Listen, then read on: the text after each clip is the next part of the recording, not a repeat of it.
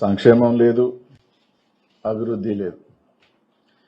కేవలం ఈ రాష్ట్ర ప్రజలందరూ కూడా చూస్తూ ఉన్నారు ఒక కక్షా రాజకీయాలు. ఎక్కడంటే అక్కడ నోరెత్తితే అరెస్టులు, ఏదో విధంగా ప్రతిపక్ష పార్టీ మీద కేసులు వేసో ఏదో రకంగా ఇబ్బంది గురి చేసేదో రాజకీయ కక్షలు ఇప్పుడు దాకా రాజకీయాల్లో చూసాం. కానీ మొట్టమొదటిసారి అధికారులను కూడా ఒక డీజీ ర్యాంక్ అధికారి, పోలీస్ అధికారి ని, మాజీ ఐఏఎస్ని, వీళ్ళందరినీ కూడా ఏదో రకంగా కేసుల్లో ఇరికిచ్చి ఒక కక్ష రాజకీయాలు మొట్టమొదటిసారి భారతదేశంలో ఎక్కడా లేని విధంగా ఈ రాష్ట్రంలో మనందరం కూడా కక్ష రాజకీయాలు చూస్తా ఉన్నాం.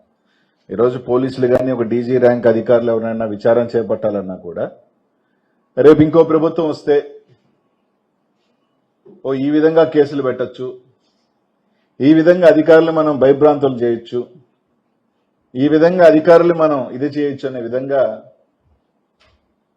హరాస్ చేయటం, ఐపీఎస్ ఐఏఎస్లు అనే తేడా లేకుండా ఈరోజు ఈ రాష్ట్రంలో మనందరం కూడా చూస్తా ఉన్నాం.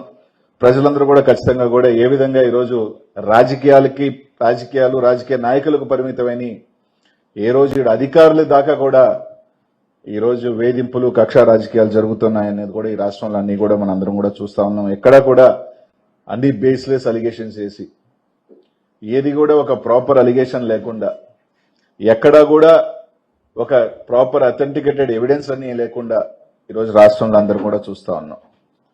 ప్రజలందరూ కూడా ఈరోజు ఇప్పటికే ఎందుకు అధికారం ఇచ్చాం వీళ్ళకి, కేవలం కక్ష రాజకీయాల కోసమేనా, రెడ్ బుక్ రాజ్యాంగం కోసమా ప్రజలందరూ కూడా ఆలోచన చేస్తా ఉన్నారు.